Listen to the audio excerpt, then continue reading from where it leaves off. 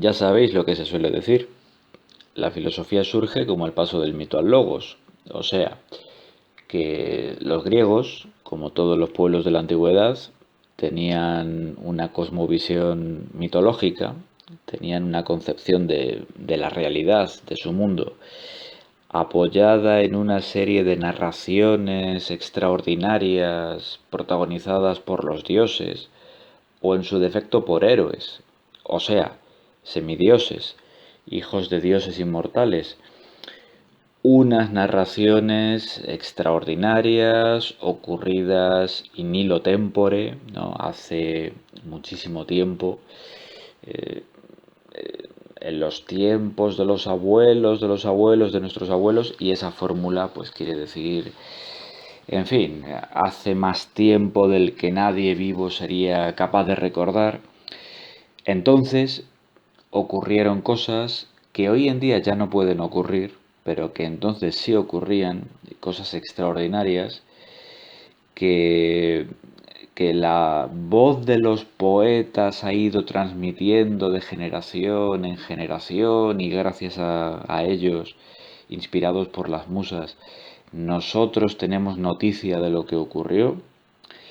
Y bueno, pues aquellas gestas, aquellas hazañas, aquellas guerras y otros actos extraordinarios protagonizados por dioses y héroes son la explicación del el porqué de los distintos fenómenos naturales, del origen de las instituciones sociales, fundamentan unos valores, unos modos de vida, unas conductas culturalmente aceptables y demás. Bueno, los griegos tuvieron sus mitos y todavía los iban a conservar mucho tiempo, evidentemente, porque esto no se acaba de un día para otro, pero bueno, se suele decir en el siglo VI antes de Cristo, con Tales de Mileto, aparece un tipo de explicación alternativa a aquella, que sería el logos, el discurso racional, la explicación racional, argumentativa, lógica, ¿no? Que es una palabra que procede de ese griego logos, un término que, bueno, que básicamente significa lenguaje, ¿no? Consiste, bueno, contextualmente traducido, el dar razones a través del lenguaje, el argumentar a través de una conversación.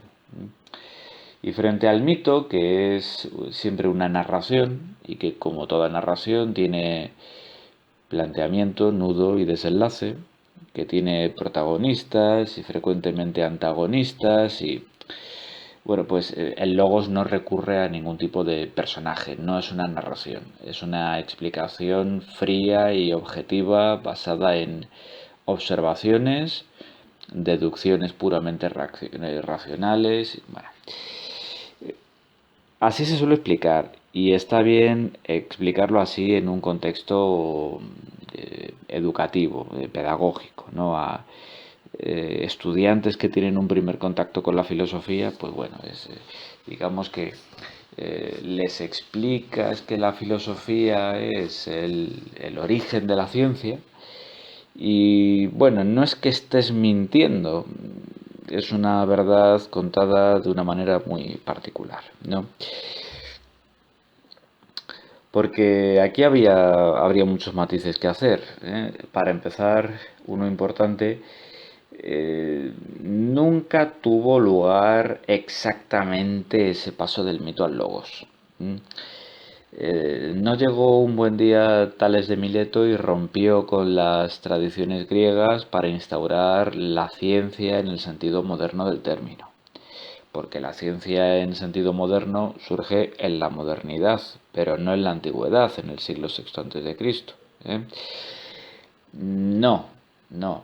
Realmente aquellos primeros filósofos que antes de ser llamados filósofos, antes de eso ya eran llamados los físicos, los physicoi, los que estudian la physis, que es el término griego para naturaleza, pues esos físicos de hecho eran teólogos, porque durante generaciones los filósofos, en los siglos sexto y quinto antes de Cristo, de forma clara, los filósofos realmente no dejaron de hablar de lo divino o de los dioses, no sustituyeron ese discurso por otro, sino que hicieron algo más sutil, bastante más sutil. Renunciaron a hablar de los dioses tradicionales griegos, de los dioses antropomórficos del panteón griego, politeísta, de esos dioses con tantas características y sobre todo con tantos defectos humanos, psicológicamente fruto de la creatividad humana. Y lo que hicieron fue, los presocráticos, lo que hicieron fue divinizar la naturaleza. Empezaron a hablar de lo divino o de los dioses en abstracto, pero para referirse a la propia naturaleza o a los fenómenos de la naturaleza. Estos primeros filósofos no creían, no la mayoría, no de forma literal, en Zeus, Poseidón, Ares, Atenea, etcétera, sino que pensaban que lo divino en sí, pero algo a lo que de hecho cabe rendir culto, o cuanto menos cabe guardar una relación de respeto sacral, ¿eh? Sagrado, porque la naturaleza no deja de ser algo vivo, a lo cual nosotros pertenecemos. En esa medida nosotros somos parte de lo divino, de una totalidad que conforma un determinado orden, un cosmos, la palabra cosmos, universo, en griego literalmente significa el orden, y bueno, pues todo forma un sistema, todo forma un sistema y cabe referirse a ese sistema del cual nosotros somos parte, no meros espectadores en abstracto, como lo divino. Y mantener un respeto y unos modos de vida, unos ideales de conducta basados en esa relación casi casi de veneración hacia la naturaleza. Bueno, en todo caso, no hace falta que nos quedemos anclados en Grecia. El paso del mito al logos no es que se diera en aquella época y quedara dado, y este sea un paso que una vez dado, pues no hace falta volver a dar, sino que al contrario, el paso del mito al logos es una cosa que hay que repetir una y otra vez. Esta es una segunda observación que me parece muy importante hacer. No somos los hijos del logos frente al ser humano primitivo que es el hijo del mito. El mito se reproduce una y otra vez. Cada época produce sus propios mitos. Y por eso en cada época, casi casi diría yo en cada generación, hay que volver a efectuar el paso del mito al logos. Hay que volver a traducir a términos racionales algo que tiende siempre a lo fantástico, a lo sobrenatural, o bueno, sencillamente a narraciones que vienen a darle algún sentido, a justificar, a racionalizar algo que en el fondo no somos capaces de explicar. Cada época necesita su propia narrativa legitimatoria, una narrativa que si no es del todo falsa mezcla verdad y falsedad de un modo del que al final la gente termina olvidándose, y por eso mismo hay que hacer un ejercicio racional en cada época, un ejercicio desmitificador para, para comprender, ¿eh? Para comprender de una forma más objetiva, más rigurosa, qué es lo que pasa a nuestro alrededor, por qué ocurre lo que ocurre, cómo es el mundo verdaderamente y cuál es nuestro papel o cuáles son nuestras posibilidades de actuación en dicho mundo, ¿no? Eh, a eso lo podríamos llamar, no veo que haya ningún inconveniente, ilustración, ¿no? A repetir en cada época una y otra vez, incansablemente, como tarea de la razón, ese paso del mito al logos, esa es la esencia de la ilustración. Así que, bueno, si el paso del mito al logos no es una cosa que quedó ya hecha y zanjada en el siglo VI antes de Cristo, de la misma forma, la ilustración no es algo que se hizo en el siglo XVIII y ya está, sino que es un ejercicio constante, es un empeño constante por introducir la racionalidad en un mundo que parece esforzarse mucho por expulsarla. ¿Mm? Bueno, en ese sentido, el mito, hoy en día quizá hablemos en otros términos, por ejemplo, nos refiramos al mito como ideología. Bueno, pues bien, es un nombre para el mito, ¿eh? No deja de ser una determinada narrativa que encubre unas relaciones sociales, naturalizándolas, haciendo ver que algo que es histórico, que es coyuntural, en realidad es eterno, invariable, y por eso hay que replantearse siempre estas relaciones. Bueno, eh, una y otra vez, el logos, el ejercicio de la razón, viene a contraponerse a este tipo de discursos. Pero bueno, aquí cabría decir una cosa, ¿no? Y es la tercera observación que quería hacer. Eh, Uno muy bien podría decir, y se dice, eso de sustituir narrativas falsas, eh, narrativas míticas, del tipo que sean, por un discurso verdadero, objetivo, basado en evidencias contrastables, eso no es ya el trabajo de la filosofía, porque eso hace ya, pues por lo menos 4 siglos, eso lo hace la ciencia. Ese es el trabajo del científico. Así que bueno, la filosofía habrá jugado quizá un papel histórico, pero ya no es necesaria, porque el paso del mito al logos es lo que realiza ahora y siempre, en realidad, la ciencia. Se podría decir esto, y es, bueno, un enfoque cientifista compartido por mucha gente que considera que la filosofía es ya algo obsoleto, algo que se ha quedado fuera de juego y que puede ser perfectamente sustituible por la ciencia. Yo diría que no. ¿Mm? Yo diría que no porque la ciencia es el ámbito del conocimiento. La ciencia es la producción de conocimiento. El discurso que corresponde, que es jurisdicción de la ciencia, es el ámbito de la verdad. Y lo que ocurre es que filosofía y ciencia no se están disputando el mismo territorio, la misma jurisdicción. Y por eso la filosofía no sobra. Porque la filosofía no es la producción de la verdad, es la producción del sentido de nuestra existencia.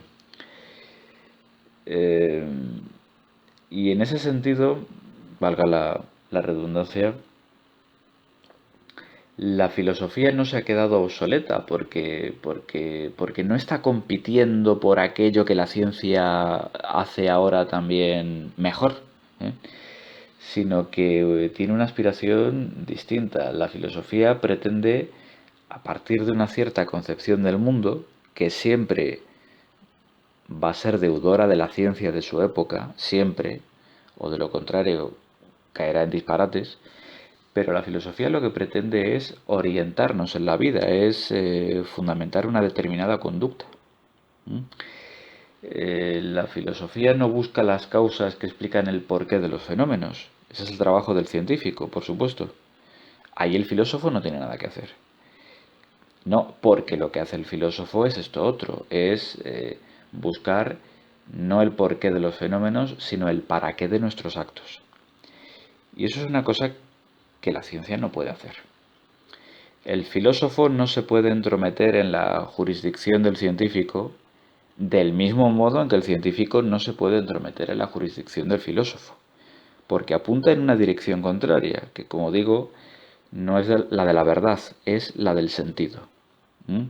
no es el conocimiento, sino que es un ámbito práctico, un ámbito distinto, que viene a corresponderse con esto que, bueno, lo que llamamos lo ético y lo político, básicamente. El conocimiento, imprescindible para nosotros, por supuesto, el conocimiento pone medios para fines, pero no proporciona los fines. La ciencia nunca nos va a decir cuál es el estilo de vida más deseable para nosotros, el mejor, el más correcto. Únicamente nos facilitará que lo consigamos. Pero son dos tareas distintas, muy, muy distintas. Y ocurre aquí algo que me permite regresar a lo que empecé diciendo, ¿no? Cuando hablaba de el mito y el logos. El mito sí nos da fines. El ámbito de lo mitológico, de lo religioso, si se quiere, ¿eh? Porque al fin y al cabo, mito y religión, mitología y religión son la misma cosa. La única diferencia es que, bueno, solemos llamar mitología a una religión muerta, a una religión sin practicantes, o solemos llamar religión a una mitología viva, una mitología en la cual hay gente que cree. Pero no hay una diferencia de fondo, ¿eh? No hay una diferencia real en la medida en que entendamos que se trata de unas narrativas que recurren a lo sobrenatural para darle un sentido a nuestra vida. Bueno, pues el mito sí nos da fines. Ese es el valor fundamental de los mitos. Ya lo dije antes, fundamentar unas determinadas conductas, darle base a un estilo de vida y por tanto proponer fines, fines que consideramos deseables de por sí, ¿eh? Y aquí está lo que me parece más curioso y por qué la explicación de por qué no tiene sentido eso del paso del mito al logos como la sustitución que habría tenido lugar en el siglo VI antes de Cristo de la religión por la ciencia. No fue eso, no fue eso, ¿eh? Y es que el mito proporciona fines. El mito quizás sea indispensable para vivir. Los seres humanos necesitamos mitologías para darle un propósito a nuestra vida. Y el mito es falso cuando se entiende literalmente. Cuando uno cree que el contenido de esas narraciones ocurrió realmente in illo tempore, en tiempos remotos, ¿no? Es falso porque además todas las mitologías chocarían entre sí y surgiría la pregunta de, bueno, de cuál es la verdadera, y esto ya sabemos a lo que lleva, básicamente a que la gente se mate por defender su propia mitología. No, el mito es falso cuando se entiende literalmente, pero es verdadero cuando se entiende en un sentido alegórico. El mito contiene una enseñanza práctica, una enseñanza moral, si se prefiere, muy rica, con mucha enjundia. Hay mucho que aprender de los mitos correctamente entendidos. Y ese es un trabajo en el cual pues se han dado muchos pasos muy importantes, ¿eh? El psicoanálisis de Jung ya fue muy clarificador en este sentido. Su estudio de los arquetipos colectivos bueno, dio claves para entender el modo en que hay que realizar esta traducción del mito a un lenguaje moderno. Y la obra de autores como Joseph Campbell o Mircea Eliade, historiador de las religiones, es también sumamente interesante en este sentido, ¿eh? ¿Qué relación creo entonces que tiene que guardar la filosofía actualmente con el mito? Lejos de los tópicos de que la filosofía tiene que ser algo así como la archienemiga del mito, tiene que desterrar el mito o algo por el estilo. No, no, para nada. La filosofía está a medio camino entre la religión y la ciencia. No es ni una ni otra. Y guarda un parentesco con ambas. Un parentesco problemático, quizá, ¿no? Son familiares en ocasiones mal allegados, pero son familia. La filosofía tiene que fundamentarse en la ciencia para no divagar, para no decir estupideces, para no cometer arbitrariedades groseras. Desde el punto de vista de los porqués, el porqué de los fenómenos, las causas de los fenómenos, sin los cuales, insisto, todo lo que digamos será gratuito, absurdo. Sin eso la filosofía, sin la ciencia, la filosofía carece de base, carece de cimentación. Porque es la ciencia la que fundamenta la filosofía, no al revés. Pero sin la religión, sin la mitología, la filosofía tampoco tendría propósito. La vida humana, nuestra existencia social, histórica, no tendría propósito. ¿eh? Realmente no nos convence ninguna meta de nuestra existencia que no apunte a algún tipo de trascendencia. El mero bienestar material produce unos grandes vacíos que al final desembocan en el nihilismo. Eso está ya más que comprobado. Es verdad que eso se exacerba en épocas de crisis, pero incluso en época de bonanza la vida va dejando de tener un sentido cuando únicamente consiste en la reproducción de la propia vida, solo que con niveles de bienestar materiales cada vez mayores. Eso está muy bien, eso lo queremos todos, por supuesto. No voy a decir jamás que eso esté mal, pero eso por sí solo no nos basta. Necesitamos algo más. Tenemos unas carencias que solo el mito, en el fondo, que solo la religión nos pueden dar. E insisto, nunca en cuanto entendidos literalmente, pero sí de una forma alegórica, metafórica, figurada, que nos puede proporcionar enseñanzas muy valiosas, ciertamente muy valiosas. Y eso es lo que creo que tiene que hacer la filosofía y que ese es su sentido en la actualidad. Si no quiere quedarse más fuera de juego de lo que ya está en realidad, ¿no? La filosofía tiene que ser no el paso del mito al logos, eso que se explica de una forma totalmente escolar, académica, eso que yo explico de una forma totalmente escolar, ¿no? Simplemente por pedagogía. No, la filosofía no debe ser el paso del mito al logos, tiene que ser la traducción del mito al logos, que es algo totalmente distinto. La filosofía ha de ser la traducción del mito al logos.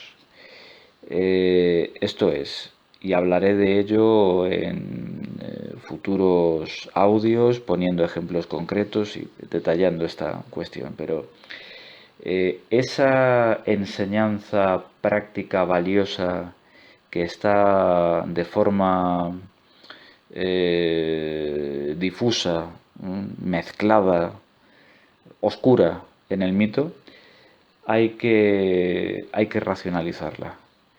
Pero realmente sin los fines contenidos en el mito, estamos existencialmente ciegos y sordos. Nos es indispensable. Esa enseñanza moral nos es indispensable. Cada vez tengo esto más claro. ¿eh? Y bueno, pues lo que hay que hacer es traducir en términos racionales homologables, partiendo de unas determinadas construcciones teóricas que justifiquen esas traducciones, por supuesto, que permitan que haya una discusión argumentativamente sensata en torno a esos contenidos, traducir todo eso a un lenguaje racional, a un lenguaje práctico que pueda servir para orientarnos ante las problemáticas del mundo contemporáneo.